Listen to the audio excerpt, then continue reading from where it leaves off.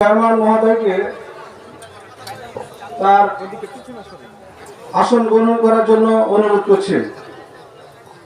সম্মানিত উপস্থিতি, এ পর্যায়ে কুরআনুল কারীম এবং সহিহ হাদিস থেকে মূল্যবান, গুরুত্বপূর্ণ এবং তথ্যবহুল আলোচনা পেশ করবেন আমাদের সকলের আকাঙ্ক্ষিত মেহমান, সকলের প্রিয় জনাব শেখ আব্দুল্লাহ বিন আব্দুর রাজ্জাক। জনাব শেখ আব্দুল্লাহ বিন আব্দুর রাজ্জাক তাকে তার মূল্যবান বক্তব্য পেশ করার জন্য বিনীতভাবে অনুরোধ করছি। আসসালামু আলাইকুম ওয়া রাহমাতুল্লাহ। আসসালামু আলাইকুম ওয়া রাহমাতুল্লাহি ওয়া বারাকাতুহু। ইন্নাল হামদালিল্লাহ নাহমাদুহু ওয়া নাস্তাঈনুহু ওয়া নাস্তাগফিরুহু ওয়া নাউযু বিল্লাহি মিন শুরুরি আনফুসিনা ওয়া মিন সাইয়্যাতি আ'মালিনা। মান ইয়াহদিহিল্লাহু ফালা মুদিল্লা লাহু ومن يضلله فلا هادي له ونشهد أن لا إله إلا الله وحده لا شريك له ونشهد أن محمدا عبده ورسوله أما بعد فأعوذ بالله من الشيطان الرجيم قل هو الله أحد الله الصمد لم يلد ولم يولد ولم يكن له كفوا أحد. عن أبي هريرة رضي الله تعالى عنه أنه قال قال رسول الله صلى الله عليه وسلم إن لله 99 أسماء من أحصاها دخل الجنة. রাওয়াহুল বুখারী। সম্মানিত উপস্থিতি, অত্র অনুষ্ঠানে আমার সংক্ষিপ্ত বক্তব্যের বিষয়বস্তু, বক্তব্যের প্রথম অংশে যুব সমাজের অধঃপতন এবং বক্তব্যের দ্বিতীয় অংশে সেখান থেকে উত্তরণের জন্য আল্লাহ সুবহানাহু তাআলার পরিচয়ের উপর সংক্ষিপ্ত গুরুত্বপূর্ণ আলোচনা পেশ করার চেষ্টা করব ইনশাআল্লাহুল আজিজ। আজকে আমরা আমাদের যুবক সমাজের অবস্থান আমাদের চোখের সামনে স্পষ্ট আমরা দেখতে পাচ্ছি।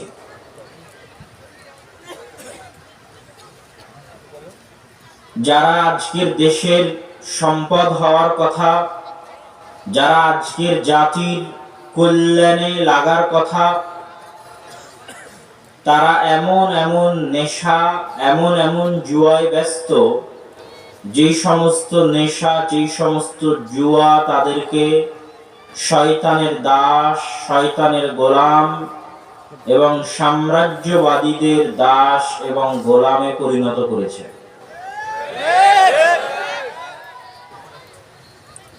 আমাদেরকে বুঝতে হবে যে আজকের মুসলিম বিশ্বে যে 57টি ইসলামী রাষ্ট্র আছে, এই 57টি ইসলামী রাষ্ট্র রাজনৈতিকভাবে স্বাধীন হলেও জ্ঞান এবং বিজ্ঞানে পরাধীন এবং অর্থনীতিতে অর্থনৈতিকভাবে পরাধীন। জ্ঞান এবং বিজ্ঞানে পরাধীন কিভাবে? আজ থেকে 500 বছর আগে যখন স্পেনের মাটিতে মুসলমানদের শান শওকত, ঐতিহ্যের নগরী ছিল কর্ডোভা, ঐতিহ্যের নগরী ছিল গ্রানাডা, যখন ঐতিহ্যবাহী জ্ঞান এর কেন্দ্র, বিজ্ঞানের কেন্দ্র ছিল স্পেন, সেই সময় আরো যে সময়ে বাগদাদের দারুল হিকমা লাইব্রেরি মুসলমানদের জ্ঞান এবং বিজ্ঞানের কেন্দ্র ছিল, সেই সময়ে মুসলমানেরা জ্ঞান বিতরণ করেছে সারা পৃথিবীর মানুষকে অকাতরে ফি সাবিলিল্লাহ। মুসলমানেরা কোন সময় জ্ঞানের বিনিময়ে জ্ঞানকে কুক্ষিগত করে রেখে আরেকজনকে গোলাম বানাতে হবে এরকম নিম্নমানের আচরণ মুসলমানেরা কোনোদিন করেনি। কিন্তু আজকে যাদের হাতে জ্ঞান এবং বিজ্ঞান আছে, তারা জ্ঞান বিজ্ঞানকে নিজেদের কাছে কুক্ষিগত করে সারা বিশ্বের বাকি সবাইকে তাদের গোলাম বানিয়ে রাখতে চায় এবং পারছেও। তো মুসলমানেরা আজ থেকে 500 বছর আগে যখন তাদের কাছে জ্ঞান বিজ্ঞান ছিল, তখন হিন্দু তাদের কাছে জ্ঞান নিতে গেছে, বৌদ্ধ জ্ঞান নিতে গেছে, কি খ্রিস্টান জ্ঞান নিতে গেছে, গরিব জ্ঞান অর্জনের জন্য গেছে, কি মিসকিন জ্ঞান অর্জনের জন্য গেছে, সাদা চামড়ার মানুষ জ্ঞান অর্জনের জন্য গেছে, কি কালো চামড়ার মানুষ জ্ঞান অর্জনের জন্য গেছে, এটা মুসলমানেরা কোনোদিন পার্থক্য করেনি। বরং পার্থক্য করা ছাড়াই, টাকা গ্রহণ করা ছাড়াই, যে আমি তোমাকে এটা শিখাবো, এর বিনিময়ে তুমি এত টাকা দাও, এই টাকা গ্রহণ করা ছাড়াই ফি সাবিলিল্লাহ সারা পৃথিবী থেকে যে যেভাবে গেছে জ্ঞান অর্জনের জন্য, মুসলমানেরা তাদেরকে সেভাবে জ্ঞান বিজ্ঞান শিখিয়েছে এবং শিক্ষা দিয়েছে। কিন্তু আজকে কি হচ্ছে? আজকে 57টা মুসলিম দেশ রাজনৈতিকভাবে স্বাধীন হলো, আমি বলেছি তারা জ্ঞান বিজ্ঞানে পরাধীন। আর যাদের কাছে জ্ঞান বিজ্ঞান আছে, তারা জ্ঞান বিজ্ঞান কুক্ষিগত করে রেখেছে। তাদের কাছে আজ বাংলাদেশে যেই পরিমাণ জ্ঞান এবং বিজ্ঞান আছে, তার চেয়ে 50-100 বছর এগিয়ে জ্ঞান বিজ্ঞান তাদের কাছে আছে। আপনি গোটা বাংলাদেশ বিক্রি করে দিলেও সে পরিপূর্ণ জ্ঞান আপনাকে দিবে না, পরিপূর্ণ প্রযুক্তি আপনাকে দিবে না। সে অল্প অল্প করে জ্ঞান ছাড়বে, আর আপনার কাছে সেই জ্ঞানের বিনিময়ে, সেই প্রযুক্তির বিনিময়ে আপনার কাছ থেকে টাকা নিবে। আর সে সবসময় 50-100 বছর এগিয়ে থাকবে জ্ঞান বিজ্ঞান এবং প্রযুক্তিতে, আর আপনাকে পিছিয়ে রাখবে। এটা হলো আধুনিক যুগের দাসত্বের সিস্টেমগুলোর অন্যতম একটি দাসত্বের সিস্টেম, এবং বহু মুসলিম দেশ এর ভুক্তভোগী। তার জ্বলন্ত উদাহরণ, যেমন পাকিস্তান যদি কোনো বিমান তাদের কাছ থেকে ক্রয় করে, যুদ্ধ বিমান, তো সেই যুদ্ধ বিমান নষ্ট হয়ে গেলে ঠিক করার প্রযুক্তিটাও তারা দিবে না। ঠিক করতে চাইলে তুমি আবার টাকা দাও, আবার বিমান আমার দেশে পাঠাও, আমি আবার টাকার বিনিময়ে তোমাকে বিমান ঠিক করে পাঠাবো। এর নাম হচ্ছে জ্ঞান বিজ্ঞান এবং প্রযুক্তির দাসত্ব। কিন্তু দুঃখজনক কি? দুঃখজনক হচ্ছে যে আজকে এই দাসত্ব মুসলমানেরা ভোগ করছে। এই দাসত্বের গেড়াকলে মুসলমানেরা তাদের জীবন যাপন পার করছে। এটা তাদের দোষ না মুসলমানদের দোষ? এটার দোষ হচ্ছে মুসলমানদের, তাদের দোষ নয়। কি জন্য? আমি এখন ইউরোপে পড়াশোনা করি, যুক্তরাজ্যে পড়াশোনা করি, তাদের দেশের বিশ্ববিদ্যালয়ের সাথে আমাদের দেশের শিক্ষা দীক্ষার তুলনা করার সামর্থ্য, বুঝ, বুদ্ধি, অভিজ্ঞতা আমার হচ্ছে এবং হয়েছে। সে আলোকে আপনারা জানেন, যারা এখানে স্টুডেন্ট আছে, ছাত্র আছে, শিক্ষিত শ্রেণী আছে, তাদের উদ্দেশ্য করে মূলত আমি বক্তব্যটা দিচ্ছি। এখানে আমার যুবক সমাজ দ্বারা উদ্দেশ্য, যারা ছাত্র, যারা পড়ালেখা করে, তারাই উদ্দেশ্য। গোটা বাংলাদেশে এমন কোন বিশ্ববিদ্যালয় নাই যে বিশ্ববিদ্যালয় আন্তর্জাতিক র্যাঙ্কিংয়ে প্রথম 1000 লিস্টের মধ্যে স্থান পাবে। অথচ যে পাকিস্তানকে আমরা সকাল সন্ধ্যা গালি দিই, তাদেরও 4-5টা বিশ্ববিদ্যালয় এরকম আছে যেগুলো প্রথম 400, 500, 600-এর মধ্যে আছে। আর ভারতের তো অগণিত অসংখ্য বিশ্ববিদ্যালয় প্রথম 20, 30, 40 লিস্টের মধ্যে আছে। বিশ্বের আরো যেগুলো উন্নত দেশ তারাও আছে, চায়না, আমেরিকা, ইংল্যান্ড সহ।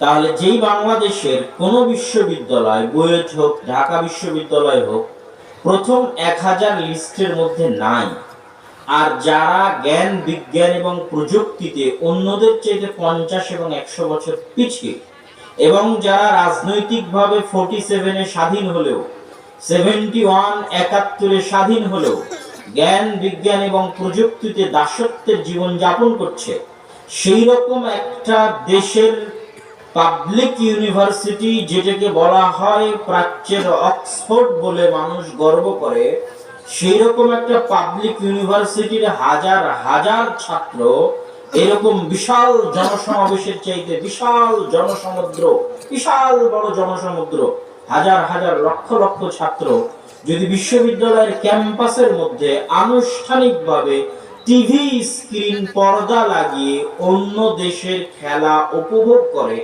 একই অবস্থায় যখন আমরা যখন ইউরোপের কোন বিশ্ববিদ্যালয়ে পড়াশোনা করি, যারা top ranking university, Oxford, Cambridge, Harvard সহ যেগুলো টপ র্যাঙ্কিং ইউনিভার্সিটি আছে, সেগুলো থেকে যখন এই দৃশ্য আপনি দেখেন, তখন লজ্জায় অপমানে এবং কি বলবো, লজ্জায় অপমানে আপনার মাথা নত হয়ে আসবে এবং আশ্চর্য হতে হবে।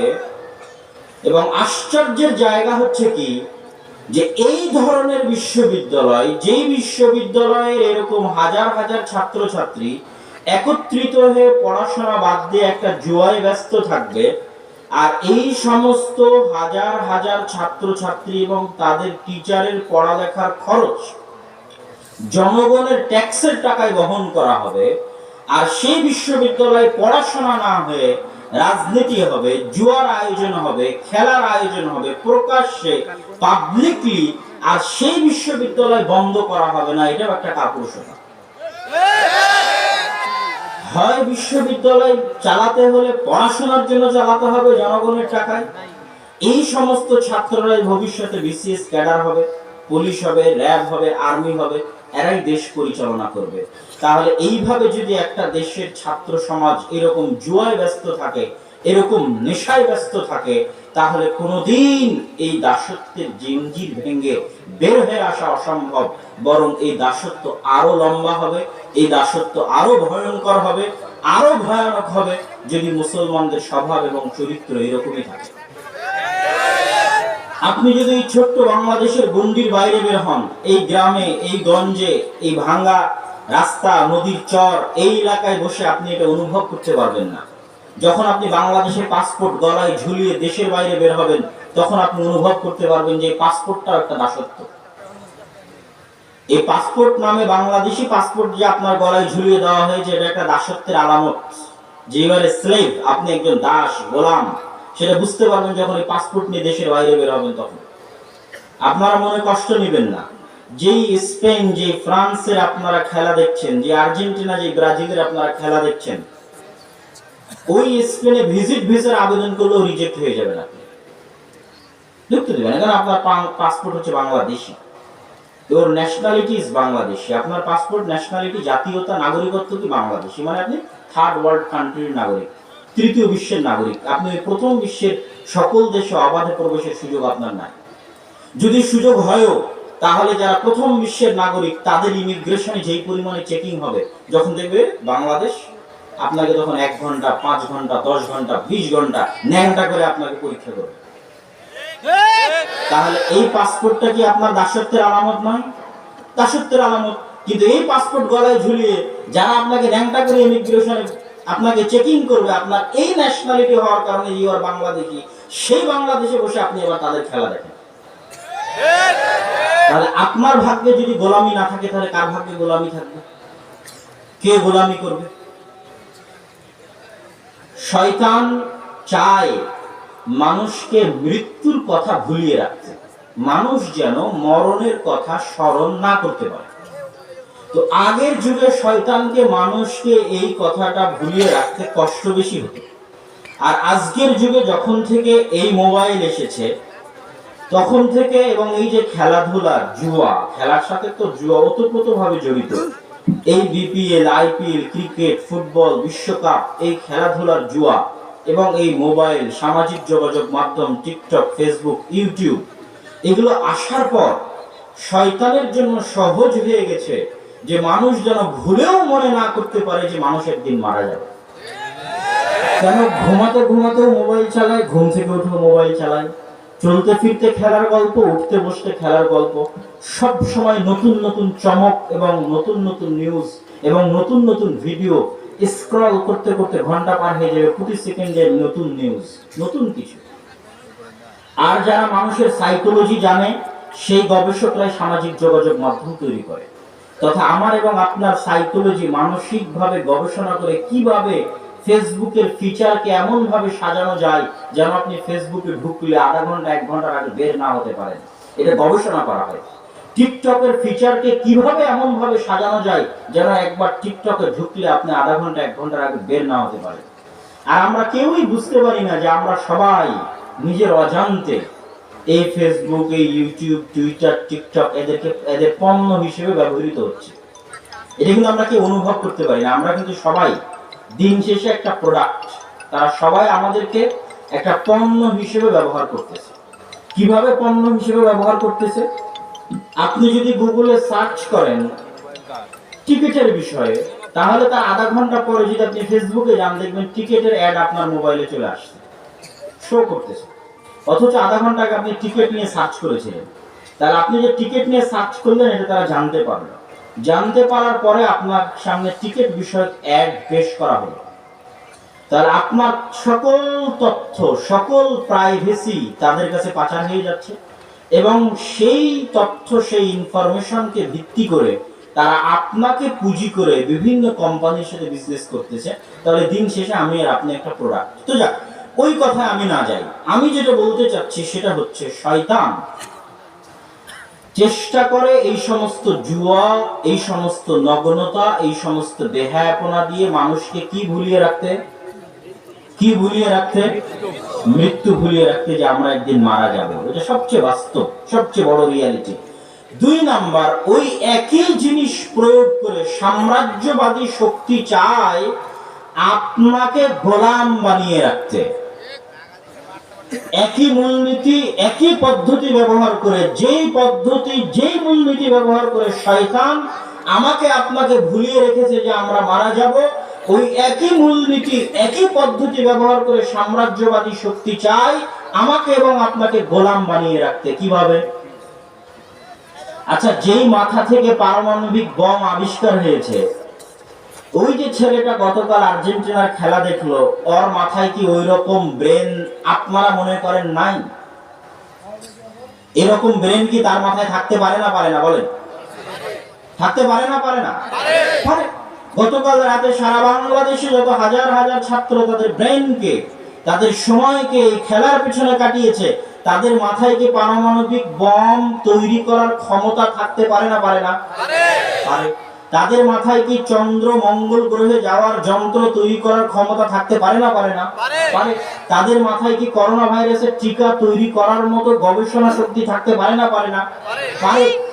কিন্তু উন্নত বিশ্ব, ফার্স্ট ওয়ার্ল্ড কান্ট্রি, যারা সাম্রাজ্যবাদী শক্তি, যারা চায় আমাকে এবং আপনাকে গোলাম বানিয়ে রাখতে, তারা চায় না যে আপনার মেধা ওই জ্ঞানের পিছনে ব্যয় হোক। তখন আপনার মেধার প্রোডাক্টিভিটি নষ্ট হয়ে যায়। প্রোডাক্টিভ প্রতিটা মেশিন উৎপাদন করে। আমরাও একটা মেশিন, বিশাল যন্ত্র। পৃথিবীর সবচেয়ে বড় সম্পদ আমাদের এই মাথা। এই বিশাল শক্তিশালী পাওয়ারফুল যন্ত্র, এখান থেকে আমি কি উৎপাদন করছি প্রতিদিন? এই উৎপাদন ক্ষমতা নষ্ট করে দিবে মোবাইল, এই উৎপাদন ক্ষমতা নষ্ট করে দিবে জুয়া, উৎপাদন ক্ষমতা নষ্ট করে দিবে খেলা। তাহলে রেজাল্ট কি দাঁড়াবে? রেজাল্ট দাঁড়াবে যে এই বাংলাদেশিরা, এই বাঙালিরা, তোরা জন্ম নিবি, খেলা দেখবি আর মারা যাবি, জন্ম নিবি, খেলা দেখবি আর মারা যাবি, আর আমরা জ্ঞান বিজ্ঞান আবিষ্কার করবো আর তোদেরকে গুলি করে তোদেরকে মারবো। ঠিক আছে না? এটাই হচ্ছে সামাল। আপনার সন্তানেরা জন্ম নিবে, টিকটক ফেসবুক দেখবে আর খেলা দেখবে আর দুনিয়া থেকে বিদায় নিবে। এই যে যত যুবক আছে, এরা জন্ম নিবে, খেলা দেখবে, মোবাইল ব্যস্ত থাকবে, দুনিয়া থেকে বিদায় নিবে, পেশাব করবে, পায়খানা করবে আর দুনিয়া থেকে চলে যাবে। আর যারা তাদের সময়কে প্রোডাক্টিভ ওয়েতে কাজে লাগিয়েছে, তারা আপনাদেরকে শাসন করবে, আপনারা তাদের গোলাম হয়ে জীবনযাপন করবেন। একদম সিম্পল মূলনীতি, একদম সহজ মূলনীতি। শয়তান আপনাকে মৃত্যুকে ভুলিয়ে রেখে নিয়ে যাবে জাহান্নামে, আর দুনিয়াতে এরা আপনাকে, আপনার প্রোডাক্টিভ ব্রেনকে নষ্ট করে দিয়ে আপনাকে বানিয়ে রাখবে গোলাম। তাহলে দুনিয়াতে হলো গোলামের জিন্দেগি আর পরকালে হলো জাহান্নাম। ঠিক আছে? দুনিয়াতে হচ্ছে গোলামির জিন্দেগি। ওই গোলামির জিন্দেগি কেমনে পরীক্ষা করবেন? গলায় বাংলাদেশি পাসপোর্ট ঝুলিয়ে দেশের বাইরে বের হবেন, তখন পরীক্ষা করবেন যে এবারে গোলাম। এবং আপনাদের দেশের যারা উপর পর্যায়ে তারাও বুঝতে পারে যে তারা বাইরে গেলে গোলাম। যারা দেশের নেতৃত্ব দিচ্ছে তারাও যখন দেশের বাইরে যায় তখনও তারা ট্রিটেড হয়, তাদের সাথে ওই ধরনের ব্যবহার করা হয় যে সে কোন দেশের, সে কোন দেশের প্রধানমন্ত্রী, কোন দেশের রাষ্ট্রপতি, ও বাংলাদেশ, আচ্ছা আচ্ছা। তখন তার সাথে যে এই ধরনের ব্যবহার করা হয় সেও ফিল করে যে আমি আসলে একটা গোলাম দেশের দায়িত্ব পালন করতেছি এবং আমিও আসলে একটা গোলাম। এবং আপনি যদি ফিল করতে চান আপনিও বাংলাদেশি পাসপোর্ট নিয়ে বাইরে বেরোবেন, তখন বুঝতে পারবেন যে আপনিও আসলে একটা গোলাম। কিন্তু এই গোলামির জিঞ্জির ভাঙবে কিসে? এই গোলামির জিঞ্জির ভাঙতে হলে এবং পরকালে নাজাত পেতে হলে আপনার সন্তানকে এই জুয়ার নেশা এবং যুবকদেরকে রিয়ালাইজ করতে হবে এই জুয়ার নেশা, মোবাইলের নেশা, এগুলো থেকে বের হয়ে এসে জ্ঞান বিজ্ঞান, যে কাজ করলে নিজের উপকার, যে কাজ করলে বাপ মায়ের উপকার, যে কাজ করলে দেশের উপকার, যে কাজ করলে জাতির উপকার, যে কাজ করলে পরকালের উপকার, দিনের উপকার, ধর্মের উপকার, আমার আত্মীয় স্বজনের উপকার, যে কাজ করলে একটা টাকা ইনকাম করা যাবে, যে কাজ করলে একটা জ্ঞান অর্জন করা যাবে, যে কাজ করলে দুটো মানুষের সেবা করা যাবে, এটা হচ্ছে এই ধরনের কাজ যখন দেশের ৮০ থেকে ৯০% যুবক সমাজ করবে তখন অটোমেটিক এই দেশ উপরে উঠে যাবে। তখন অটোমেটিক এই দেশের দাসত্বের জিঞ্জির ভেঙে যাবে। আপনাকে কেউ আটকে রাখতে পারবে না। শুধু তাদের ব্রেন আছে আপনার ব্রেন না এটা নয়, কিন্তু আপনার ব্রেন যেন আপনি ব্যবহারই না করতে পারেন তার জন্য সকল আঞ্জাম প্রস্তুত করা আছে, সকল রাস্তা উন্মোচন করা আছে। আসলে প্যান্ডেল আজকের জনগণের উপস্থিতির তুলনায় অনেক ছোট হয়ে গেছে, তো এই জন্য আপনারা ধৈর্য ধারণ করা ছাড়া আসলে কোনো উপায় নেই। তবে উপস্থিত ইনস্ট্যান্ট যদি এই দুই সাইডে কিছু কাপড় দেওয়া যায় বা কিছু আউল খড় বিছানো যায় বসার জন্য যদি থাকে তাহলে আমি অনুরোধ করব। এবং ওই পিছনে অনেক মানুষ দাঁড়িয়ে আছে, দুই ধারে মানুষ দাঁড়িয়ে আছে। আর যদি ব্যবস্থা না থাকে তাহলে আমাদের ধৈর্য ধারণ করা ছাড়া আসলে কোনো উপায় নেই। তো আমরা কি আলোচনা করছিলাম? আমাদের যুবক সমাজের অধঃপতন। আমাদের যুবক সমাজের অধঃপতন বলতে গিয়ে আমরা ১ নম্বর পয়েন্ট বলেছি যে আমরা জাতিগতভাবে গোলাম, জাতিগতভাবে দাস। 47-এ আমাদের যে স্বাধীনতা হয়েছে ওটা রাজনৈতিক, 71-এ যে স্বাধীনতা হয়েছে ওটা রাজনৈতিক। আর এখন আমরা গোলাম আছি জ্ঞান বিজ্ঞান প্রযুক্তিতে এবং অর্থনীতিতে। অর্থনীতিতে অর্থনৈতিকভাবে কিভাবে গোলাম আছে সেটা আপনি একটু বুঝেন।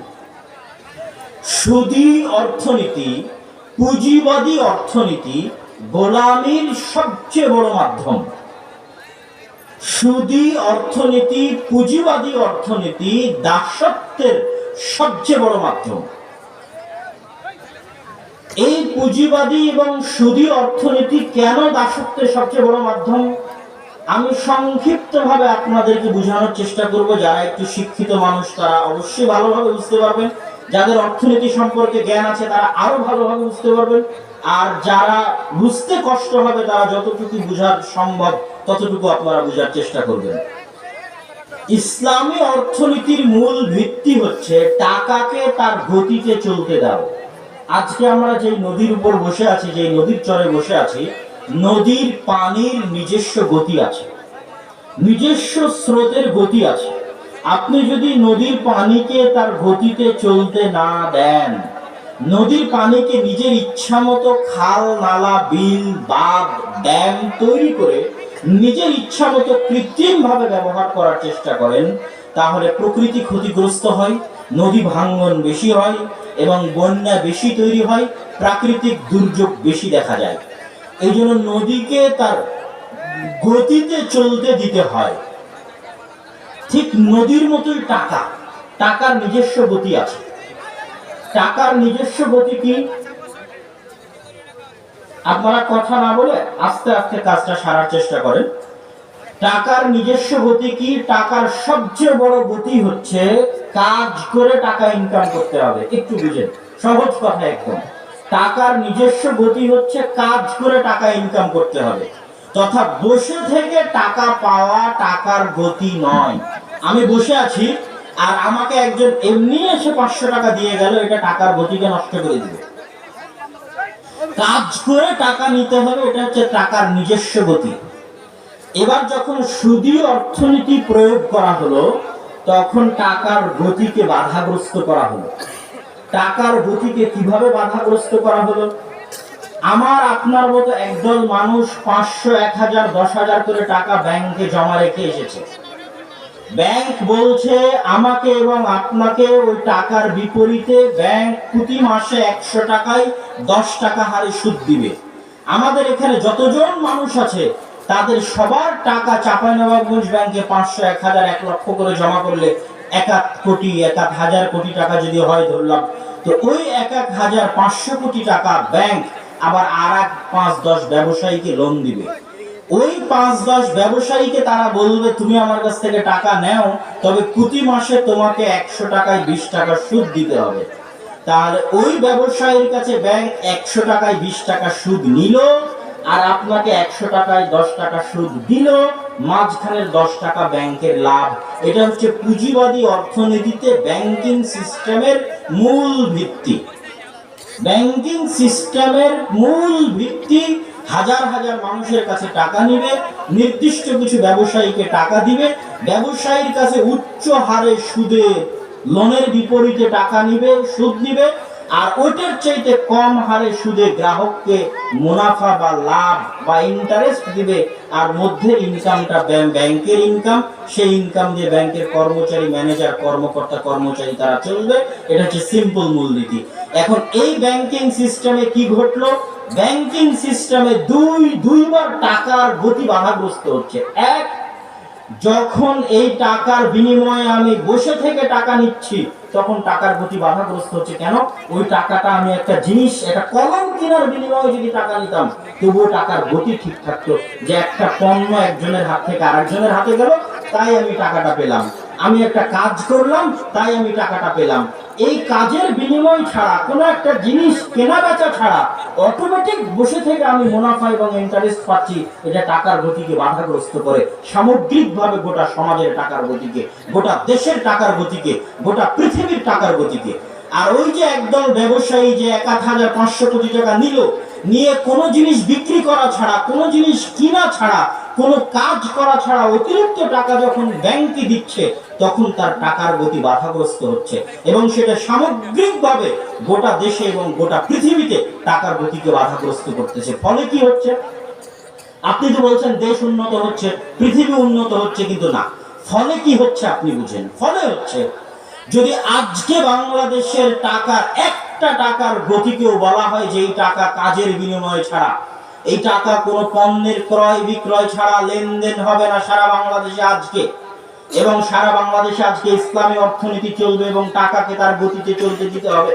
টাকা যখন তার নিজস্ব গতিতে চলবে, তখন যে 500 টাকার মালিক হওয়ার কথা ও 500 টাকারই মালিক হবে, যে 1000 কোটি টাকার মালিক হওয়ার কথা 1000 কোটি টাকারই মালিক হবে, তথা 1000 কোটি টাকার মালিক হওয়ার মতো যে পরিশ্রম করেছে ও 1000 কোটি টাকার মালিক হবে, যে 50,000 টাকার মালিক হওয়ার মতো পরিশ্রম করেছে ও 50,000 টাকারই মালিক হবে, যে 500 টাকা অর্জন করার মতো পরিশ্রম করেছে ও 500 টাকারই মালিক হবে। এটা যে টাকা যখন তার নিজের গতিতে চলবে।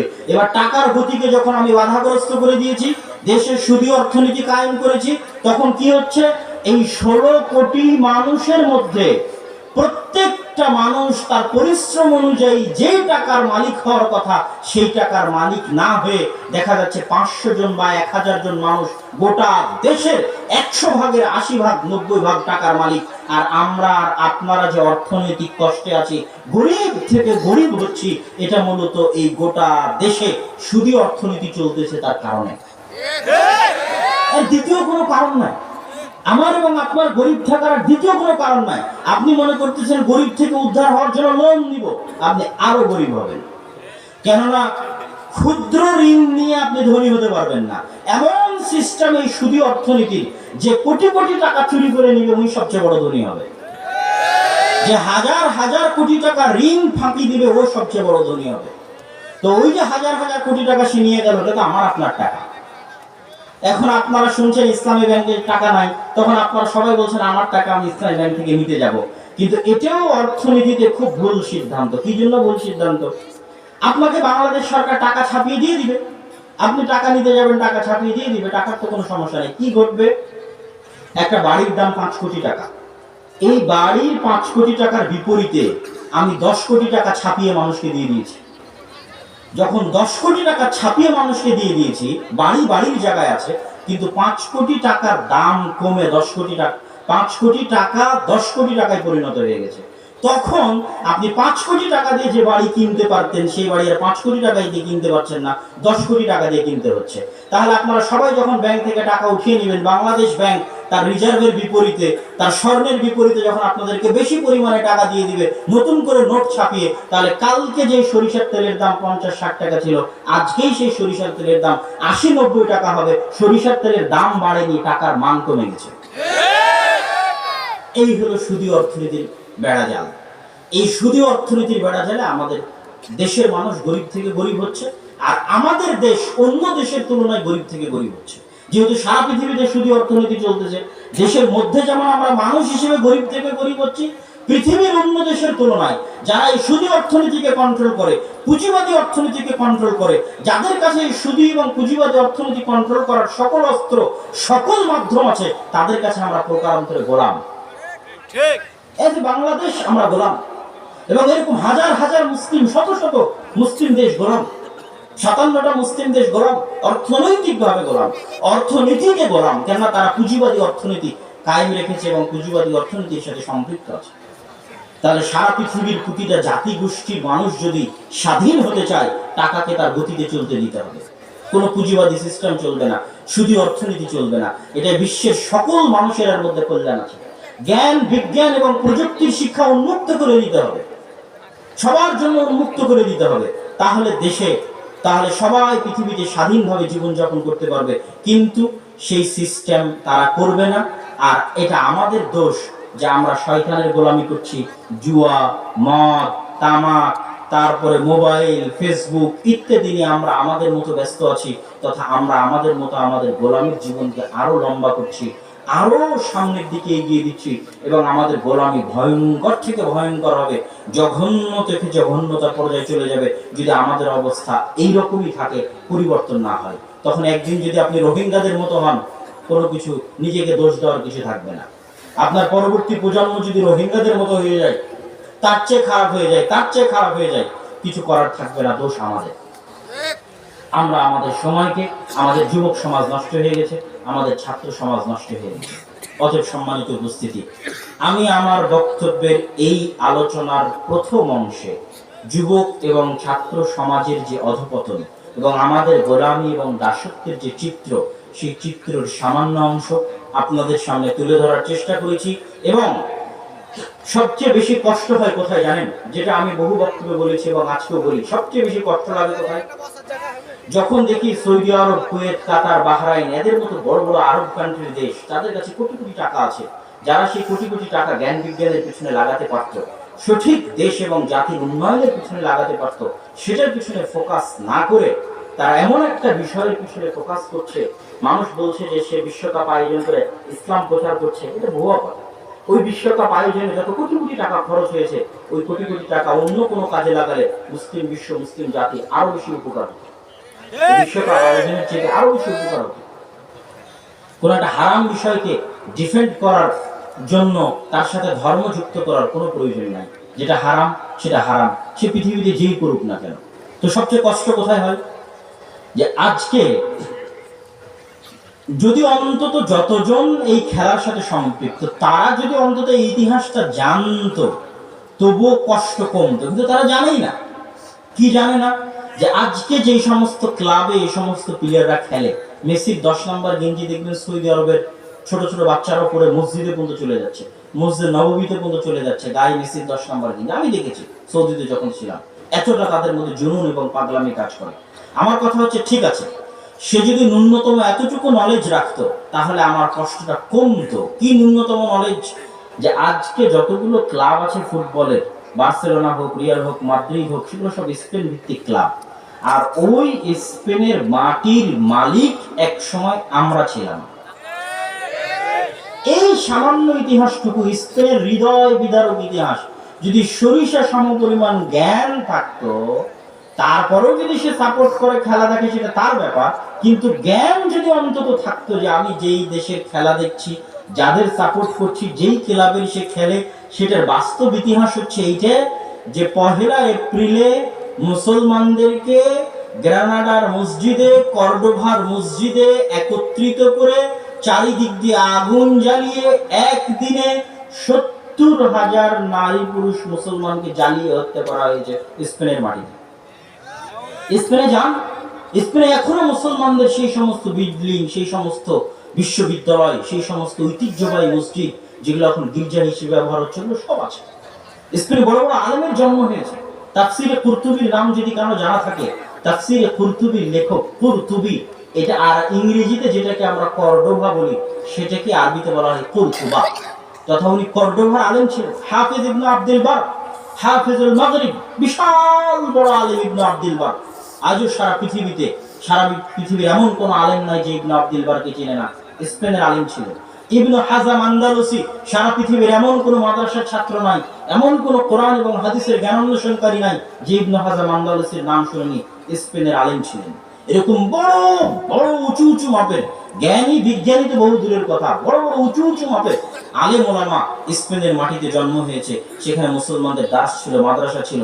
সেই স্পেনের মাটি থেকে মুসলমানদেরকে এমন ভাবে উচ্ছেদ করা হয়েছে, এমন ভাবে উচ্ছেদ করা হয়েছে, পৃথিবীর আর দ্বিতীয় কোনো কান্ট্রি নাই, আর দ্বিতীয় কোনো জায়গা নাই, আর দ্বিতীয় কোনো দেশ নাই যেখানে মুসলমানেরা প্রবেশ করেছে অথচ সেখানে এখন জন্মসূত্রে মুসলমান পাওয়া যায় না। কোনদিন মুসলমানেরা গেছে আর এখন জন্মসূত্রে মুসলমান পাওয়া যায় না, এরকম কোনো দেশ নাই। যান থাইল্যান্ডের মিন্দানাওয়ে যান, তারপরে হচ্ছে আপনার ফিলিপাইনের মিন্দানাওয়ে যান, থাইল্যান্ডের পাত্তানিতে যান। 500-600 বছর আগে মুসলমানেরা সেখানে গেছিল, এখনো সেখানে আপনি জন্মগত মুসলমান পাবেন। চায়নার উইঘুরে যান, হাজার হাজার বছর আগে মুসলমানেরা গেছিল, এখনো সেখানে জন্মগত মুসলমান পাবেন।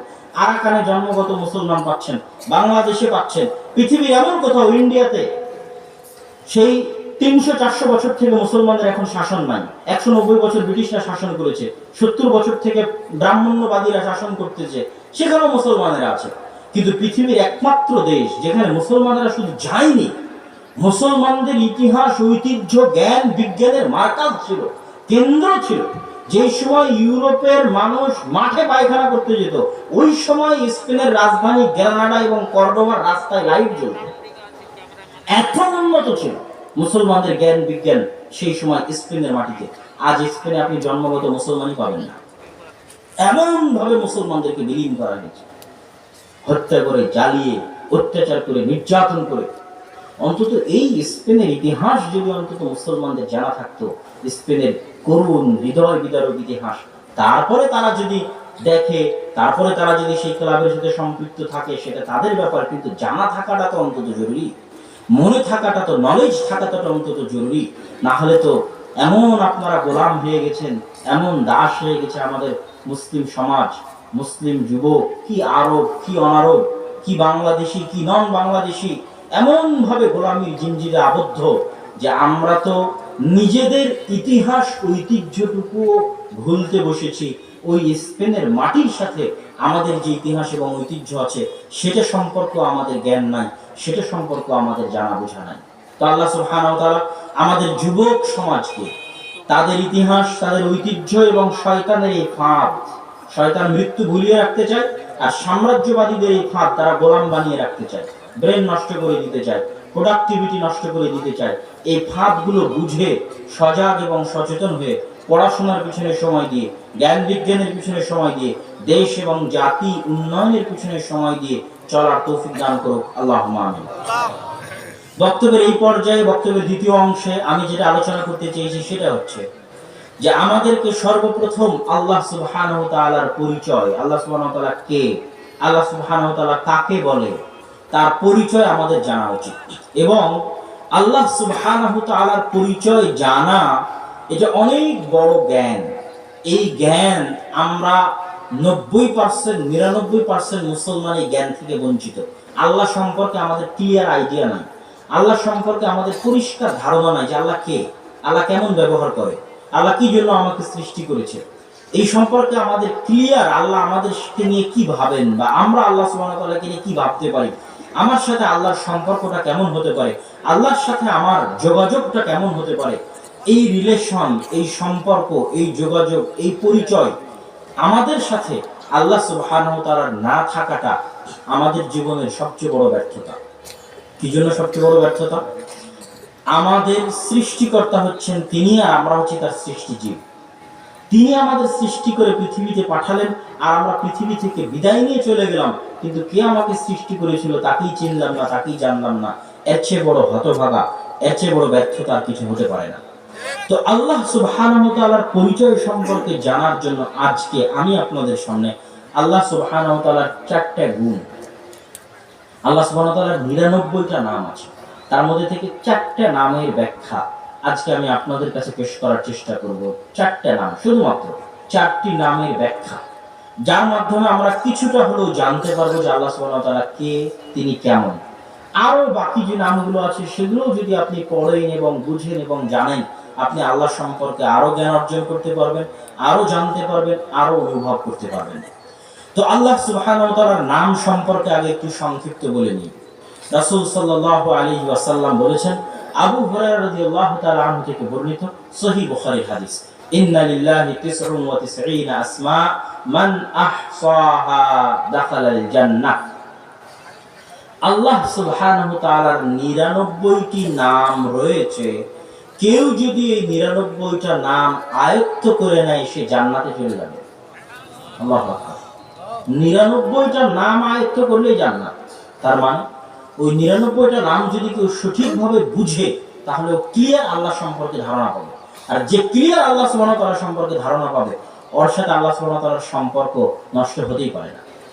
ও নিজেই সম্পর্ক নষ্ট হতে দিবে না যখন সে ক্লিয়ার ধারণা পাবে। আল্লাহ সুবহানাহু ওয়া তাআলা পবিত্র কোরআন মাজিদে বলছেন, ওয়ালিল্লাহিল আসমাউল হুসনা ফাদউহু বিহা। আল্লাহ সুবহানাহু ওয়া তাআলার অগণিত অসংখ্য নাম আছে, তোমরা আল্লাহর নামগুলো দিয়ে আল্লাহকে ডাকো। আল্লাহর শুধু 99টা নাম আছে এটা নয়, 99টা নাম আমি আপনি জানি, আল্লাহ জানার সুযোগ দিয়েছে কোরআনের মাধ্যমে, আল্লাহর রাসূল জানানোর সুযোগ দিয়েছে হাদিসের মাধ্যমে, কিন্তু আল্লাহ সুবহানাহু ওয়া তাআলার নাম অগণিত এবং অসংখ্য। আল্লাহ সুবহানাহু ওয়া তাআলার যে নামগুলোর ব্যাখ্যা করব তার মধ্যে প্রথম নাম আস-সামাদ। আস-সামাদ এই নামের ব্যবহার পবিত্র কোরআনে আল্লাহ সুবহানাহু ওয়া তাআলা শুধুমাত্র একটি জায়গায় করেছেন। গফুর, রহিম, আজিজ, হাকিম, সামি', আলিম, এই সমস্ত নামের ব্যবহার পবিত্র কোরআনে অসংখ্য অগণিত জায়গায় আল্লাহ সুবহানাহু ওয়া তাআলা ব্যবহার করেছেন, কিন্তু আস-সামাদ এই নামের ব্যবহার শুধুমাত্র এক জায়গাতেই করেছেন, সেটা হচ্ছে সূরা ইখলাস। কি জন্য? এই নামের ভারাত্ম, এই নামের ওজন, এই নামের ভয়ঙ্করতা, এই নামের ভয়াবহতা, এই নামের প্রতাপ, এই নামের প্রভাব এত বেশি যে এই নামের আরেকটা নাম হচ্ছে আল ইসমুল আযম। বহু মানুষের জানা আছে যে ইসমে আজম দিয়ে দোয়া করলে দোয়া ফিরিয়ে দেওয়া হয় না। বহু গ্রামের নারী পুরুষরা জানে, তারপরে বহু মুরব্বীরাও জেনে থাকতে পারে। ওই যে ইসমে আজম, ইসমে আজম নামে মহান নাম, বিশাল নাম, তার নাম হচ্ছে আল ইসমুল আযম। আল্লাহর সবচেয়ে মহান এবং বিশাল নাম হচ্ছে, মহৎ নাম হচ্ছে আস-সামাদ। তথা যেই দোয়ার মধ্যে আস-সামাদ নামের ব্যবহার করা হবে ওই দোয়াটাই ইসমে আজম। আর এই আস-সামাদ নামের ব্যবহার করে যে দোয়া করা হবে সেই দোয়া আল্লাহ ফিরিয়ে দিবেন না। রাসূল সাল্লাল্লাহু আলাইহি ওয়াসাল্লামের হাদিস, তিনি কি বলছেন? মানুষ যদি আল্লাহ সুবহানাহু ওয়া তাআলার নিকটে দোয়া করে, আল্লাহুম্মা ইন্নী আসআলুকা বিআন্নী আশহাদু আন্নাকা আনতাল্লাহ লা ইলাহা ইল্লা আনতাল আহাদুস সামাদুল্লাযী লাম ইয়ালিদ ওয়া লাম ইউলাদ, এই যে দোয়া করলো এই দোয়ার মধ্যে আস-সামাদ ব্যবহার করা হয়েছে, এটা ইসমে আজম দিয়ে দোয়া করা। কেউ যদি আস-সামাদ ইসমে আজম ব্যবহার করে দোয়া করে, আল্লাহ সুবহানাহু ওয়া তাআলা তার দোয়া ফেরত দিবেন না। তৃতীয়ত, এই আস-সামাদ নামের যে 3টে বর্ণ আছে, এই 3টে বর্ণ আরবিতে এতটা ভারী, এতটা ওজনওয়ালা বর্ণ যে এই নামের সঠিক উচ্চারণ মানুষের হৃদয়ে কাঁপন ধরিয়ে দিতে পারে।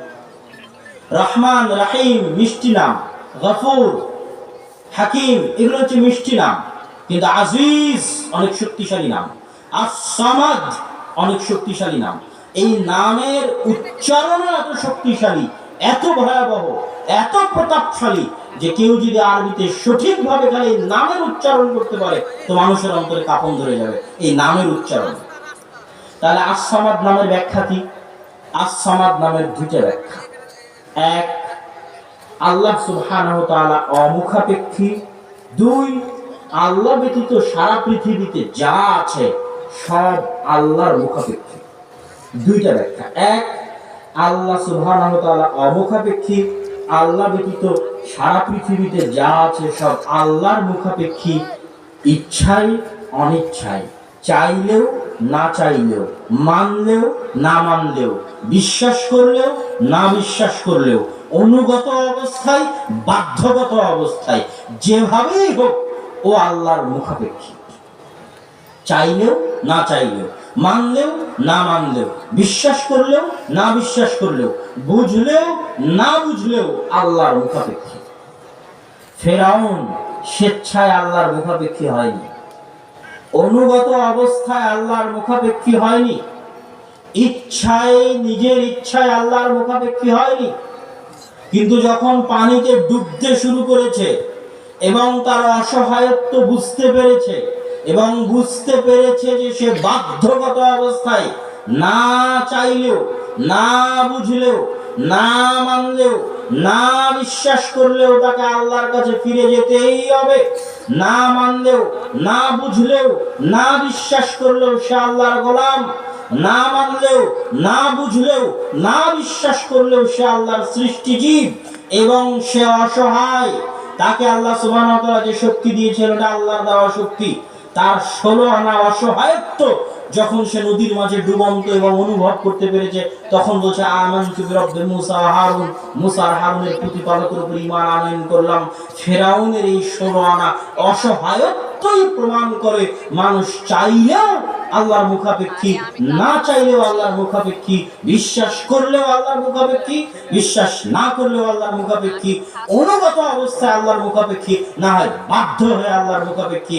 আজকে আমি এবং আপনি যদি স্বাভাবিক অবস্থায় আল্লাহর কাছে ফিরে না যাই, আল্লাহর অনুগত অবস্থায় ইচ্ছায় স্বেচ্ছায় যদি আল্লাহর মুখাপেক্ষী না হই, এখনই আপনি প্যারালাইজ হয়ে যদি হাসপাতালের বেডে পড়ে থাকেন আপনি বুঝবেন যে আপনি বাধ্যগত অবস্থায় আল্লাহর মুখাপেক্ষী, আপনি অনিচ্ছায় আল্লাহর মুখাপেক্ষী, না বুঝলেও না মানলেও আল্লাহর মুখাপেক্ষী। প্রতি সেকেন্ডে আমি এবং আপনি অসহায়, প্রতি সেকেন্ডে আমি এবং আপনি মুখাপেক্ষী। তার মুখাপেক্ষী আল্লাহ সুবহানাহু ওয়া তাআলার মুখাপেক্ষী। আর আল্লাহ সুবহানাহু ওয়া তাআলা অমুখাপেক্ষী, তথা কারো কোনো প্রয়োজন তার নেই। যেমন পৃথিবীর কোনো মানুষই না খেয়ে বেঁচে থাকতে পারবে না, পৃথিবীর কোনো মানুষই না ঘুমিয়ে বেঁচে থাকতে পারবে না, পৃথিবীর কোনো মানুষই কাজ করলে ক্লান্ত হবে না এমন নয়, পৃথিবীর কোনো মানুষই পেশাব পায়খানা না করে বেঁচে থাকতে পারবে না। তথা ঘুমানো মানুষের দুর্বলতা, ঘুমানো মানুষকে, মানুষ যে অসহায় এবং একদিন মারা যাবে, একদিন আল্লাহর কাছে ফিরে যাবে, মানুষ যে আল্লাহর গোলাম, মানুষ যে আল্লাহর মুখাপেক্ষী, তার বড় প্রমাণ হচ্ছে মানুষের ঘুম, তার বড় প্রমাণ হচ্ছে মানুষের খাবার, খাবার না খেলে বেঁচে থাকতে পারবেন না, তার বড় প্রমাণ হচ্ছে মানুষের পেশাব পায়খানা, পেশাব পায়খানা না করলে বেঁচে থাকতে পারবেন না। তথা প্রত্যেকটা ধাপে ধাপে যদি আপনার জ্ঞান থাকে, অনুভব শক্তি থাকে, আপনি বুঝবেন যে আপনি মুখাপেক্ষী, চাইলে না চাইলে, বিশ্বাস করলে না বিশ্বাস করলে, অনুগত অবস্থায় বাধ্যগত অবস্থায়, যেভাবেই হোক আপনি আল্লাহ সুবহানাহু ওয়া তাআলার মুখাপেক্ষী। আর এগুলোর একটা কিছুরও প্রয়োজন আল্লাহ নেই। এই জন্য আল্লাহ কি বলেছে? আল্লাহু লা ইলাহা ইল্লা হুয়াল হাইয়ুল কাইয়্যুম লা তাখুযুহু সিনাতুন ওয়া লা নাওম। আল্লাহ সুবহানাহু ওয়া তাআলা হচ্ছেন ওই সত্তা আল হাই, চিরঞ্জীব। পৃথিবীতে কে এমন আছে যে চিরদিন বেঁচে থাকবে? নাই। লা তাখুযুহু সিনাতুন ওয়া লা নাওম। আল্লাহ সুবহানাহু ওয়া তাআলাকে তন্দ্রা এবং ক্লান্তি স্পর্শ করে না।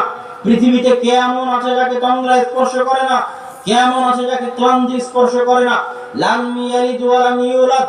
আল্লাহ সুবহানাহু ওয়া তাআলার সন্তান নাই তথা তিনি সন্তানের মুখাপেক্ষী নন। আল্লাহ সুবহানাহু ওয়া তাআলার পিতা নাই তথা তিনি পিতার মুখাপেক্ষী নন। পৃথিবীর কে এমন আছে যে সন্তানের মুখাপেক্ষী নয়, স্ত্রীর মুখাপেক্ষী নয়, পিতার মুখাপেক্ষী নয়? কে এমন আছে? কেউ নেই। এই জন্য আল্লাহ সুবহানাহু ওয়া তাআলা আস-সামাদ, তিনি অমুখাপেক্ষী। আর তিনি ব্যতীত পৃথিবীতে যা কিছু আছে সবকিছু আল্লাহর মুখাপেক্ষী।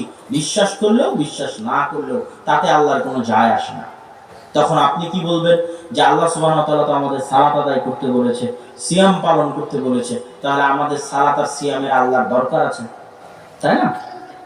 তাহলে আমাদের দান করতে বলেছে, তাহলে টাকার দরকার আছে আল্লাহ, আমাদের দানের দরকার আছে আল্লাহ, এটা অনেকে মনে করতে পারে। সেটাও আল্লাহ সুবহানাহু ওয়া তাআলা এবং তার রাসূল হাদিসে কুদসিতে পরিষ্কার করে দিয়েছেন। কি বলছেন আল্লাহ সুবহানাহু ওয়া তাআলা? আল্লাহ সুবহানাহু ওয়া তাআলা বলেছেন, ইয়া ইবাদি কুল্লুকুম জাইউন ইল্লা মান আত'আমতুহু, হে আমার বান্দারা তোমরা সকলেই ক্ষুধার্ত, তবে আমি যাকে খেতে দিই একমাত্র সে খাবার পায়। আমি যদি দুপুরে খেয়ে থাকি আল্লাহ খাইয়েছে বলে খাবার পেয়েছে, এটা আল্লাহ বলছেন। তোমরা সবাই ক্ষুধার্ত, তবে আমি যাকে খেতে দেই সে একমাত্র খাবার পায়। ইয়া ইবাদি ফাস্তাতিমুনি উতইমুকুম, অতএব হে আমার বান্দারা তোমরা আমার নিকটে খাবার ভিক্ষা চাও, আমি তোমাদেরকে খাবার দিব। তোমরা খাবারের মুখাপেক্ষী, আমার খাবার লাগে না, বরং আমি তোমাদের খাওয়াই। খাবারের মুখাপেক্ষী তোমরা আমার কাছে চাও, আমি খাওয়াবো। ইয়া ইবাদি কুল্লুকুম আর, হে আমার বান্দারা তোমরা সবাই উলঙ্গ, ইল্লা মান কাসাউতু, তবে আমি আল্লাহ যাকে কাপড় পরার তৌফিক দিয়েছি সেই কাপড় পরিধান করতে পেরেছে, তথা আমি আপনি কাপড় পরে আছি, এটা আল্লাহর দয়া, আল্লাহর রহমত, আল্লাহর দান। অতএব হে আমার বান্দারা আমার কাছে কাপড় ভিক্ষা চাও, আমি তোমাদেরকে কাপড় দিব।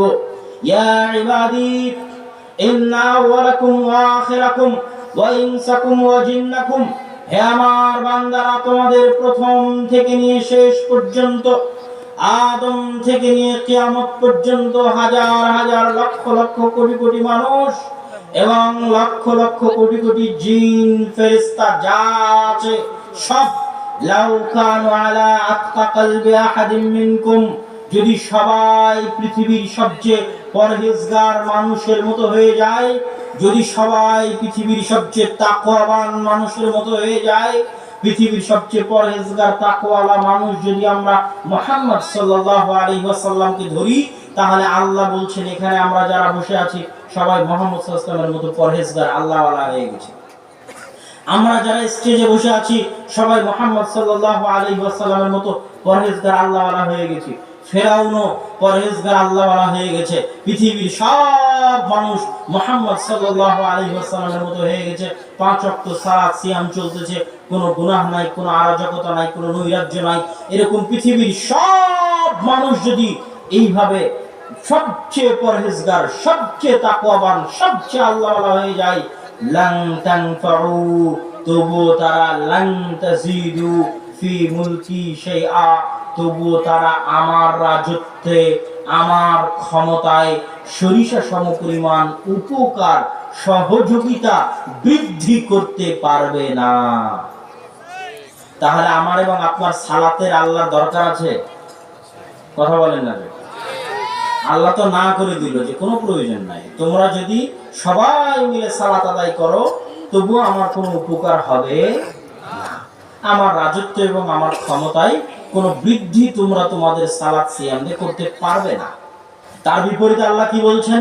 ইয়া ইবাদি লাউ আন্না আওয়ালাকুম ওয়া আখিরাকুম ওয়া ইনসাকুম ওয়া জিন্নাকুম লাউ কানু আলা আফজালি কলবি আহাদিন মিনকুম, হে আমার বান্দারা যদি তোমাদের আদম থেকে কিয়ামত পর্যন্ত সবাই আলা আফজালি কলবি আহাদিকুম, ফিরাউনের মতো খারাপ হয়ে যায়, কাফের হয়ে যায়, পৃথিবীর সবচেয়ে বড় কাফের, সবচেয়ে নিকৃষ্ট, সবাই গুনাহ পাপে লিপ্ত, সকাল সন্ধ্যা আল্লাহকে গালি দিচ্ছে, গুনাহ তো করছে করছেই, সারা পৃথিবীর সব মানুষ এখন এক জায়গায় বসে আল্লাহ সুবহানাহু ওয়া তাআলাকে গালি দিচ্ছে। এইভাবে সারা পৃথিবীর সব যদি একত্রিত হয়ে আল্লাহর নাফরমানি করে, তো সবার নাফরমানি আল্লাহর রাজত্বে, আল্লাহর ক্ষমতায় সরিষা সমপরিমাণ কমতি সৃষ্টি করতে পারবে না। এটাই হচ্ছে আস-সামাদ, তথা তিনি অমুখাপেক্ষী, আর বাকি পৃথিবীর সবাই তার মুখাপেক্ষী। এবার সবাই যে আল্লাহ সুবহানাহু ওয়া তাআলার মুখাপেক্ষী, সেটা আরেকটা উদাহরণ দিয়ে আল্লাহ সুবহানাহু ওয়া তাআলার পরের গুণের দিকে এগিয়ে যাব। আল্লাহ সুবহানাহু ওয়া তাআলা পবিত্র কোরআন মাজিদে বলছেন, ওয়া ইউসাব্বিহু লিল্লাহি মা ফিস সামাওয়াতি ওয়া মা ফিল আরজ, আসমান জমিন এবং তার মাঝে যা কিছু আছে সবকিছু আল্লাহর তাসবিহ পাঠ করে। এই মাইক আল্লাহর তাসবিহ পাঠ করে, এই চাদর আল্লাহর তাসবিহ পাঠ করে, এই প্যান্ডেলের কাপড় আল্লাহর তাসবিহ পাঠ করে, এই মোবাইলগুলো আল্লাহর তাসবিহ পাঠ করে, এই লাইটগুলো আল্লাহর তাসবিহ পাঠ করে, ক্ষেত খামার গাছ গাছালি আল্লাহর তাসবিহ পাঠ করে, এই মাটি আল্লাহর তাসবিহ পাঠ করে, সব আল্লাহর তাসবিহ পাঠ করে। আল্লাহ বলছেন আপনি কেমনে বিশ্বাস করবেন? আমি আপনাকে বুঝাই। এটা আস-সামাদ, যেহেতু আল্লাহ হচ্ছেন আস-সামাদ, মানুষকে আল্লাহ স্বাধীন শক্তি দিয়েছে, তাই মানুষে আল্লাহর দিকে জোরপূর্বক ফিরে যায় না। কিন্তু আল্লাহর বাকি যে সৃষ্টি জীব আছে এরা 24 ঘন্টা আল্লাহর তাসবিহ পাঠ করে, সব সময় আল্লাহর তাসবিহ পাঠ করে। কেন? তারা জানে তারা আল্লাহর মুখাপেক্ষী, তারা জানে তাদের সৃষ্টিকর্তা কে। কিভাবে আপনি বুঝবেন? এই যে চেয়ারে আমি বসে আছি, এই চেয়ার আল্লাহর তাসবিহ পাঠ করছে, করতে থাকবে যতদিন সে পৃথিবীতে আছে, যতদিন কিয়ামত হয়নি। কিভাবে বুঝবেন যে এই চেয়ার আল্লাহর তাসবিহ পাঠ করছে? এই চেয়ার যখন গাছ হিসেবে, কাঠ হিসেবে গাছে ছিল, তখন কি ওই গাছের প্রাণ ছিল না? ছিল না? ওই গাছের প্রাণ ছিল, তার প্রমাণ হচ্ছে ওই গাছ বড় হয়, ওই গাছে পাতা গজায়, ওই গাছে ফল ধরে, ফুল ধরে। এটা কি প্রমাণ করে না যে ওই গাছের জীবন আছে, প্রাণ আছে? প্রমাণ করে না? করে না? তাহলে প্রাণ এবং জীবন থাকা অবস্থায় এই গাছ যদি আল্লাহর তাসবিহ পাঠ করতে পারে, কেটে আজকে চেয়ার বানিয়েছে, তো আল্লাহর তাসবিহ পাঠ করতে পারবে না? পারবে। আচ্ছা, তারপরে দেখেন এই চাদর, এখন চাদর অবস্থায় আছে। এটা আগে সুতা ছিল, সুতার আগে এটা তুলা ছিল, তুলার আগে এটা কোনো গাছের ফুল ছিল, কোনো গাছের সাথে সম্পৃক্ত ছিল। তখন যদি সে আল্লাহর তাসবিহ পাঠ করতে পারে, এখন পারে না? অবশ্যই পারে। আপনি ইটের দেওয়াল যে বাড়ি তৈরি করেছেন, ওই ইট মাটি আকারে জমিনে ছিল। মাটির শক্তি বা প্রাণ যদি না থাকে, তাহলে এতগুলো গাছগাছালি কেমনে হলো? মাটির মধ্যে ধান দিলে মাটি থেকে ধানের গাছ কেমনে হয়, যদি মাটির নিজস্ব কোনো শক্তি না থাকে, কোনো ক্ষমতাই না থাকে? মাটি পৃথিবীর সবচেয়ে ভয়ঙ্কর যন্ত্র, মাটি পৃথিবীর সবচেয়ে ভয়ঙ্কর জীবন্ত যন্ত্র। ইয়াউমাইযিন তুহাদ্দিসু আখবারাহা বিআন্না রাব্বাকা ওয়াহালাহা। কঠিন কিয়ামতের মাঠে মাটি কথা বলবে আল্লাহ সুবহানাহু ওয়া তাআলার সাথে, কেননা আল্লাহ সেই দিন তাকে অর্ডার দিবে। তাহলে মাটির মধ্যে প্রাণ আছে, তার প্রমাণ এই মাটিতে গাছগাছালি লাগালে গাছগাছালি উৎপন্ন হয়। আল্লাহ কোরআনে বলছেন এই মাটি কিয়ামতের মাঠে কথা বলবে। তাহলে এই মাটি যদি মাটি থাকা অবস্থায় তাসবিহ পাঠ করতে পারে, আগুন দিয়ে পুড়িয়ে দেওয়ালে ইট লাগিয়েছেন, খোয়া দিয়ে ছাদ ঢালাই করেছেন, তখন আল্লাহ তাসবিহ পাঠ করতে পারে না? পারে। তাহলে এই পৃথিবীতে এমন কিছু নয়, মাইক থেকে, মোবাইল থেকে যেখানে নিয়ে যাবেন, প্রত্যেকটাই তার আসল অবস্থায় যেখানে ছিল সেখানে যদি আল্লাহ তাসবিহ পাঠ করতে পারে, এখনো পারে। মানুষের সাধ্য নাই যে হাওয়া থেকে মোবাইল তৈরি করবে, মানুষের সাধ্য নাই যে হাওয়া থেকে চেয়ার তৈরি করবে। এই মোবাইল তৈরি করতে যে যে জিনিসের সহযোগিতা মানুষ নিয়েছে, সব আল্লাহর সৃষ্টি করা পৃথিবীতে। বুঝেননি মনে হয়? সবকিছু কার সৃষ্টি করা? আল্লাহর সৃষ্টি করা। ওই স্ট্যান্ড, ওই লাইট, এই চাদর যা আপনি ব্যবহার করছেন, সেটা আপনি আসলে ফিরে যান। আগে কি ছিল? আগে কি ছিল? এই মেটাল আগে কোথায় ছিল? লোহা তার আগে কোথায় ছিল? পাহাড়ে কোনো কিছু, কোনো পদার্থ, কোনো ধাতু কোনো হিসেবে ছিল? সে যখন ছিল তখন সে আল্লাহর সৃষ্টি জীব, তখন সে আল্লাহর তাসবিহ পাঠ করতে পারে, এখন পারে না?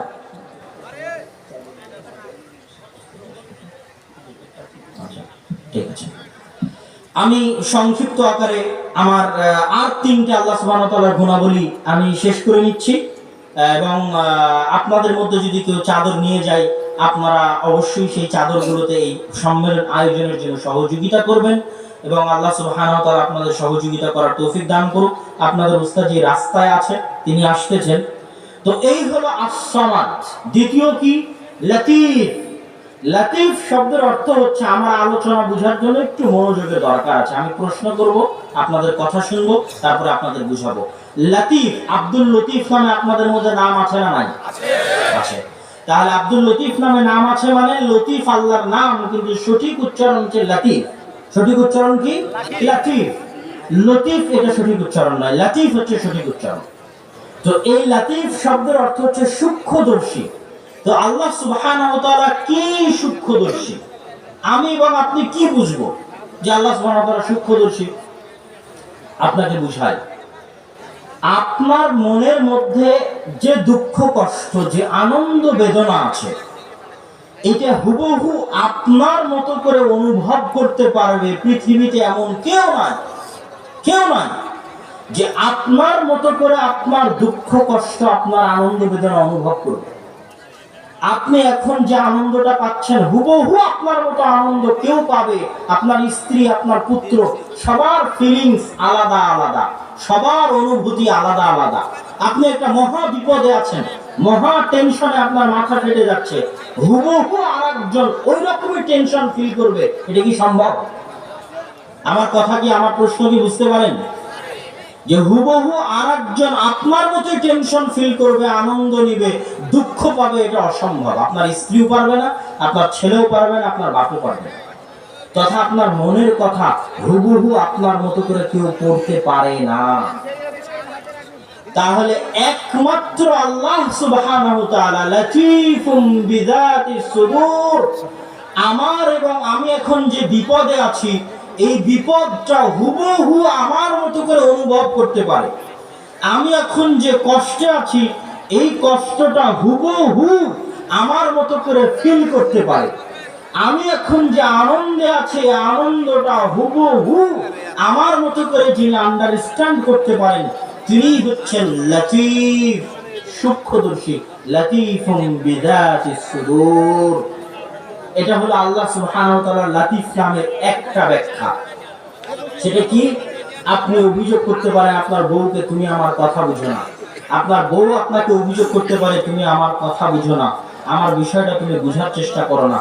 ছেলে বাপকে অভিযোগ করতে পারে, আপনি আমার মনের কথাটা বুঝার চেষ্টা করছেন না। স্বাভাবিক, পৃথিবীতে কেউ আপনার মনের কথা হুবহু আপনার মতো করে বুঝতে পারবে না।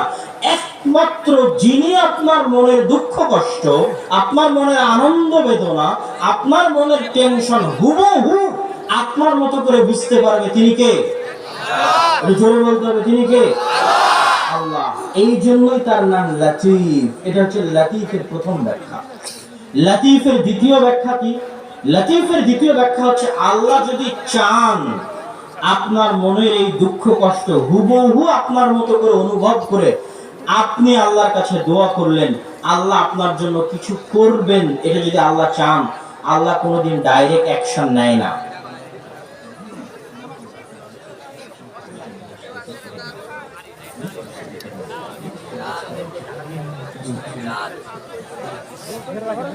লতীফ এই নামের দ্বিতীয় ব্যাখ্যা হচ্ছে আপনার জন্য আল্লাহ সুবহানাহু ওয়া তাআলা যদি কিছু করতে চায়, তিনি কোনো সময় ডাইরেক্ট অ্যাকশন নেন না। তিনি সূক্ষ্ম থেকে সূক্ষ্মভাবে আপনার জন্য কাজ করবেন। আপনিও বুঝতে পারবেন না যে এই কাজটা আপনার জন্য হচ্ছে, আপনার শত্রুও বুঝতে পারবে না যে এই কাজটা আপনার পক্ষে যাচ্ছে। উদাহরণ, ইউসুফ আলাইহিস সালাতু ওয়াস সালামকে যখন আল্লাহ সুবহানাহু ওয়া তাআলা জেলখানা থেকে বের করতে চাইলেন, আল্লাহ ডাইরেক্ট অ্যাকশনে গেলে ফেরেশতা পাঠিয়ে জেলখানার দেওয়াল ভেঙে, জেলখানার দরজা ভেঙে ইউসুফ আলাইহিস সালামকে বের করতে পারতেন। ফেরাউন যখন বানু ইসরাইলের উপর অত্যাচারের স্টিম রোলার চালাচ্ছে, ছোট ছোট বাচ্চাকে জবাই করতেছে, আল্লাহ চাইলে ফেরাউনকে ডাইরেক্ট দুনিয়া থেকে উঠিয়ে নিতে পারতেন, ডাইরেক্ট গজব দিয়ে ধ্বংস করে দিতে পারতেন। আল্লাহ সেটা করেননি। আল্লাহ কি করেন? সূক্ষ্মভাবে কাজ করেন। আপনি ধরতেও পারবেন না এই কাজটা আপনার পক্ষে যাবে, আপনার শত্রু ধরতে পারবে না যে কাজটা আপনার পক্ষে যাবে। এর নাম লতীফ। আল্লাহ ইউসুফ আলাইহিস সালামকে বের করতে চাইলেন, বাদশা স্বপ্নে দেখলো, বাদশার স্বপ্ন ঘুরতে ঘুরতে ঘুরতে ঘুরতে ইউসুফ আলাইহিস সালাম জেল থেকে বের হয়ে মন্ত্রী হয়ে গেলেন। মুসা আলাইহিস সালাতু ওয়াস সালামকে আল্লাহ রক্ষা করতে চাইলেন, ফেরাউন বানু ইসরাইলের কোন সন্তানকে জীবিত রাখবে না, সবাইকে প্রকাশ্যে জবাই করছে। আল্লাহ লতীফ, তিনি সূক্ষ্মভাবে কাজ করেন। মুসার মাও ধরতে পারে না কিভাবে আল্লাহ মুসাকে বাঁচাবেন, ফেরাউনও ধরতে পারে না যে মুসা আমার ঘরে লালিত পালিত হচ্ছে, এই মুসা একদিন আমার শত্রুতে পরিণত হবে। মুসাকে যখন তার মায়ের নিকটে ফেরত দিতে চাইলেন, তখন আল্লাহ ডাইরেক্ট ফেরত দেননি, সূক্ষ্মভাবে কাজ করেছেন। ফেরাউন বুঝতেই পারেনি যেটা মুসা আলাইহিস সালামের মা, তার দুধ মুসা আলাইহিস সালাম পান করছে, আর মুসা আলাইহিস সালামের মাও জানতেন না কিভাবে আল্লাহ তার সন্তান তার কাছে ফেরত দিবেন। এর নাম হচ্ছে লতীফ। তথা আপনি যদি আল্লাহর এই লতীফ নামটা একবার ভালোভাবে বুঝতে পারেন, তাহলে আপনার জীবনের কোনো দুঃখ কষ্টে আপনি চিন্তিত হবেন না, কষ্ট পাবেন না। ফ্লাইট মিস হয়ে গেল, গাড়ি মিস হয়ে গেল, ট্রেন মিস হয়ে গেল, আপনি জানেন না এর পিছনে আপনার জন্য কি কল্যাণ আছে। আবার আপনি যেই জিনিসটাকে কল্যাণ মনে করছেন, আপনি জানেন না এর পিছনে আপনার জন্য কি অকল্যাণ থাকতে পারে। এটাই হচ্ছে লাতিফ। আল্লাহ সুবহানাহু ওয়া তাআলা সূক্ষ্মদর্শী, আমার এবং আপনার মনের কথা অনুভব করতে পারেন এবং আমার এবং আপনার মনের কথা পড়ে তিনি বাস্তবায়ন করতে পারেন। আল্লাহ সুবহানাহু ওয়া তাআলার তৃতীয় নাম আশ-শাকুর, শুকরিয়া আদায়কারী, কৃতজ্ঞতা স্বীকারকারী। প্রশ্ন হচ্ছে, শুকরিয়া তো মানুষে আদায় করে, আল্লাহ কেমনে শুকরিয়া আদায় করে? চেয়ারম্যান সাহেব প্রোগ্রাম আয়োজনে সফল হয়েছে, আপনারা চেয়ারম্যান সাহেবের শুকরিয়া আদায় করলেন। আমি এখানে এসেছি, আপনারা আমার শুকরিয়া আদায় করলেন। আপনি বিপদে পড়েছেন, আপনাকে সহযোগিতা করলাম, আপনি আমার শুকরিয়া আদায় করলেন। আল্লাহ কেমনে শুকরিয়া আদায়কারী হয়? এটা প্রশ্ন। প্রশ্ন কি আপনাদের বুঝে আসে? একটু কথা বলতে হবে, প্রশ্ন কি বুঝে আসে? প্রশ্ন বুঝলে উত্তর বুঝতে সুবিধা হবে। আল্লাহ কেমনে শুকরিয়া আদায়কারী? আল্লাহ সুবহানাহু ওয়া তাআলা বলছেন পবিত্র কোরআনে যে তিনি শাকুর। কিভাবে? আপনারা আপনাদের জীবনে এরকম অসংখ্য বহু ঘটনা ঘটেছে যে মানুষকে সহযোগিতা করেছেন, যাকে সহযোগিতা করেছেন সে আপনার ক্ষতি করেছে, হয়নি? যাকে সহযোগিতা করেছেন সে আপনার সাথে ধোঁকা দিয়েছে, হয়নি? হয়েছে। আল্লাহ এবার কি বলছে যে আজকে থেকে তুমি যদি শাকুর নামটা বুঝতে পারো, তাহলে কোনো মানুষকে সহযোগিতা করার সময় সে তোমার শুকরিয়া আদায় করবে, এই চিন্তা তোমার মাথা থেকে বের করে দিও। বরং আমি আল্লাহ তোমাকে বলছি, তুমি ওই মানুষকে সহযোগিতা করলা, এর জন্য ওই মানুষকে সহযোগিতা করার জন্য আমি আল্লাহ তোমার শুকরিয়া আদায় করব। আল্লাহু আকবার। এর নাম শুকরিয়া আদায়কারী। কিভাবে? আচ্ছা, ওই মানুষ যদি শুকরিয়া আদায় করতো, কতই বার শুকরিয়া আদায় করতে পারতো? একটা থ্যাংক ইউ বলতো, একটা জাযাকাল্লাহ বলতো, বা না হয় আপনাকে কিছু টাকা দিত, না হয় আপনার প্রশংসা করতো, কতটুকুই বার শুকরিয়া আদায় করতো। কিন্তু যখন আল্লাহ শুকরিয়া আদায় করবে, তখন আল্লাহর শুকরিয়া আদায়ের কোনো লিমিটেশন থাকতে পারে? আল্লাহর শুকরিয়া আদায়ের কোনো সীমাবদ্ধতা থাকতে পারে? পারে না। একটা পতিতালয়ের মহিলা যখন একটা কুকুরকে পানি পান করাচ্ছে, দুনিয়ার লজিক অনুযায়ী, শুকরিয়া আদায়ের লজিক অনুযায়ী, যেহেতু আমি কুকুরকে পানি পান করালাম, অতএব কুকুরের মনিব আমি হয়ে গেলাম, এই কুকুর এখন আমার পোষমানা, এই কুকুর এখন আমার কথায় উঠবে আর বসবে। কেননা কুকুর কৃতজ্ঞতা স্বীকারকারী প্রাণী, সে অকৃতজ্ঞ হয় না। তাহলে আমি কুকুরকে পানি পান করাচ্ছি মানে কুকুর আমার কৃতজ্ঞতা স্বীকার করা স্বরূপ আমার কথায় উঠবে আর বসবে, এটাই কুকুরের কৃতজ্ঞতা। এর বেশি কি কুকুর কৃতজ্ঞতা আদায় করতে পারবে? পারবে না। আল্লাহ কি বলছে? না, এটা হবে না। ওই পতিতালয়ের মহিলা কুকুরকে পানি পান করিয়েছে, এর শুকরিয়া কুকুর আদায় করবে না। আল্লাহ সুবহানাহু ওয়া তাআলা বলছেন, পতিতালয়ের মহিলা কুকুরকে পানি পান করিয়েছে, এর শুকরিয়া কুকুর আদায় করবে না। এর শুকরিয়া আমি আল্লাহ আদায় করব। আর আমি যখন শুকরিয়া আদায় করব, আমার শুকরিয়া আদায়ের কোনো লিমিটেশন নাই। কুকুরকে পানি পান করিয়েছো, আমি শুকরিয়া স্বরূপ তোমাকে জান্নাত দিয়ে দিলাম। আল্লাহু আকবার। তাহলে এখন মানুষের সহযোগিতা করার সময় তার কাছে শুকরিয়া চাইবেন? শুকরিয়া কে আদায় করবে আপনার পক্ষে? আল্লাহ শুকরিয়া আদায় করবে।